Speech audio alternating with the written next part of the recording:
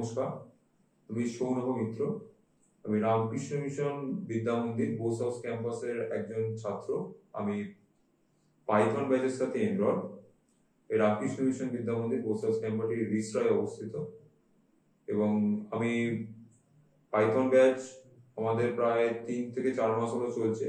খুব সুন্দর শেখানো হচ্ছে এবং আমাদের শেখাচ্ছে সঞ্জীব ঘোষ স্যার।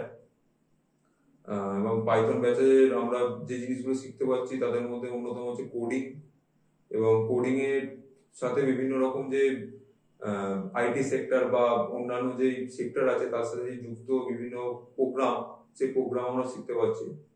এবং আমাদের ব্যাচে আরো অন্যান্যরা আছে যারা পিএইচডি ব্যাকগ্রাউন্ড থেকেও আসছে, কেউ এইচএস ব্যাকগ্রাউন্ড থেকেও আসছে, কেউ এমনি অনার্স কোর্স ব্যাকগ্রাউন্ড বা আইটি ব্যাকগ্রাউন্ড বা বিটেক ব্যাকগ্রাউন্ড এইসব ব্যাকগ্রাউন্ড থেকেও আসছে এবং আমাদের খুব সুন্দরভাবে শেখানো হচ্ছে।